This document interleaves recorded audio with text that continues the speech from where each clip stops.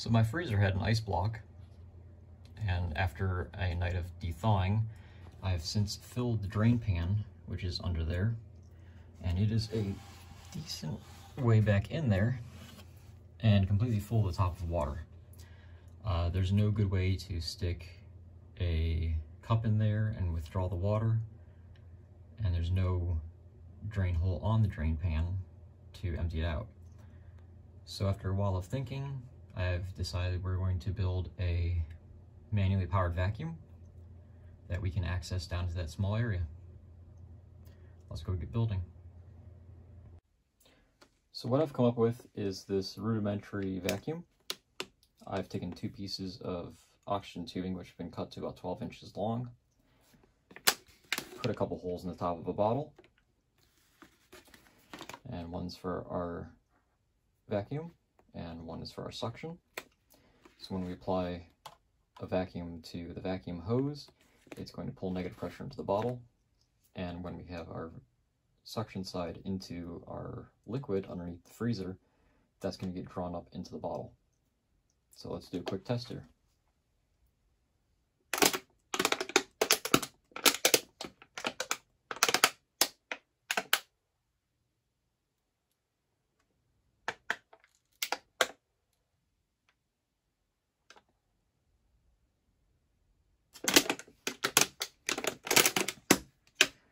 Alright, so it does work. The plastic's a little bit too soft, so the bottle kind of collapses when it's put under a vacuum. We'll have to see what kind of alternative bottle choices we have to accomplish that.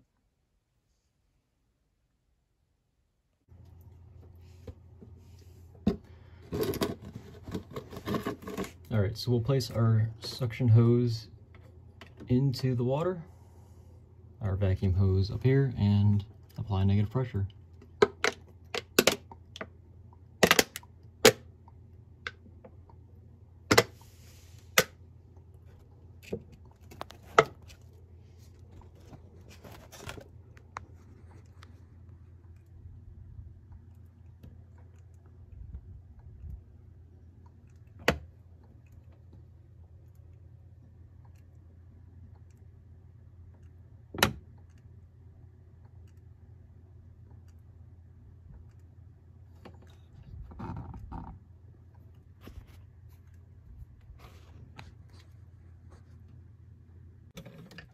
Okay, so we'll apply our vacuum hose to the water and apply some negative pressure.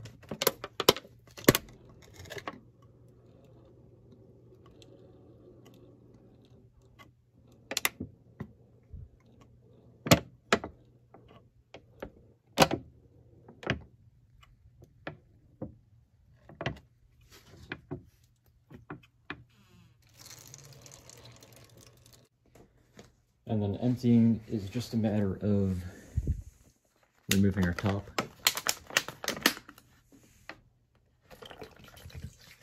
and dumping our vacuum.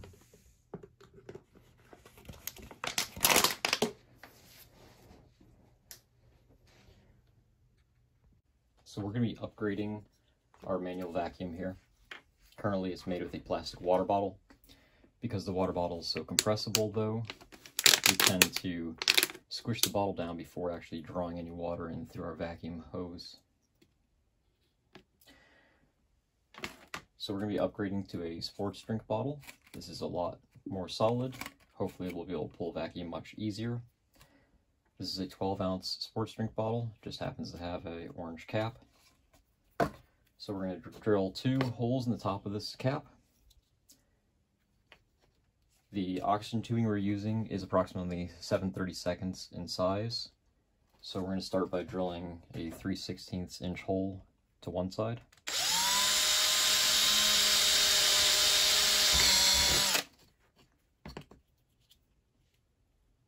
And then one opposite.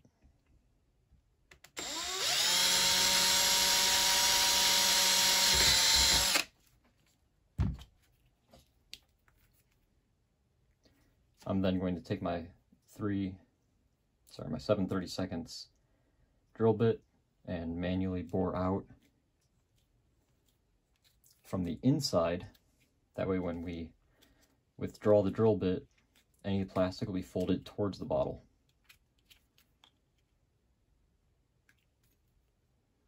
And same thing with the other hole.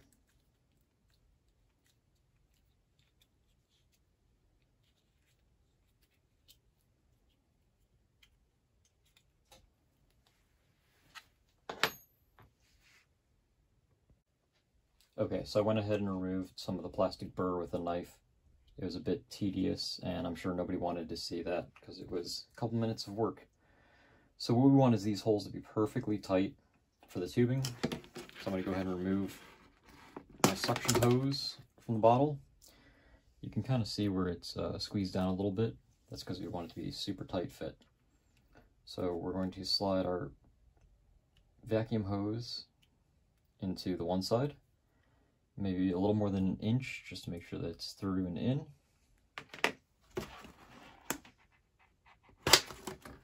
And then we're going to take our other hose, which you can see I've marked with the black marks so that I know which one's which, and insert it into the other hole. And this one is going to go down just a few more inches. So we'll simply place our tubing with their cap onto the bottle.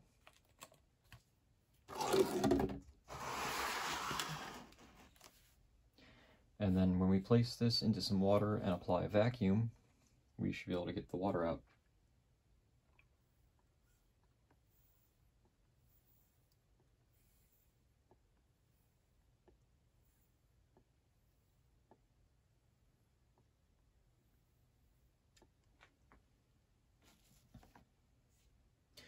So currently this is super useful because I'm trying to get water out of a drain pan on a freezer, and the drain pan is not removable and in the location that I cannot get to. So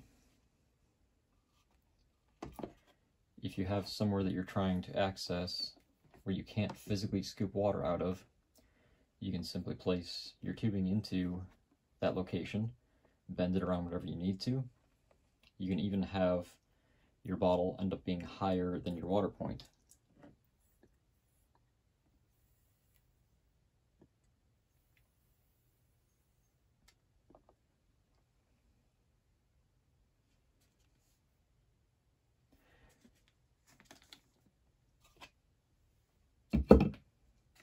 And emptying the vacuum is simply removing the canister and dumping it into the drain.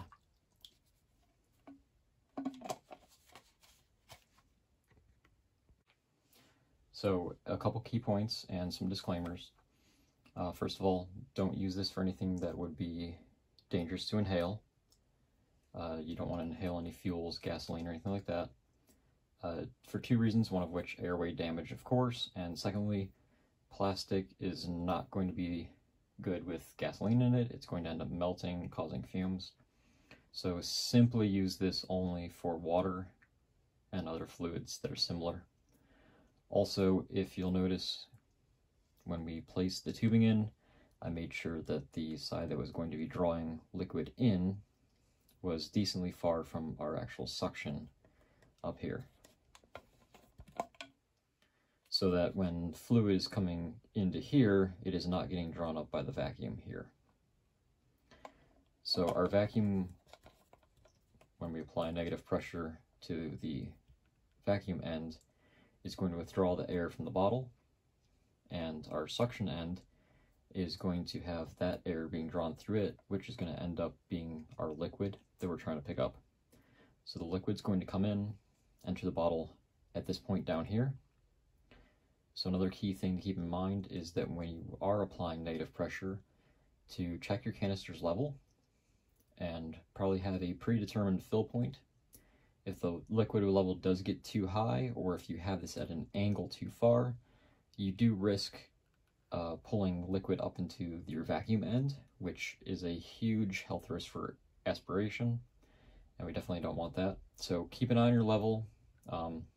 Again, this is a 12-ounce bottle, so it's probably 8 ounces of liquid that I can get in here comfortably before there's any risk of overfilling it.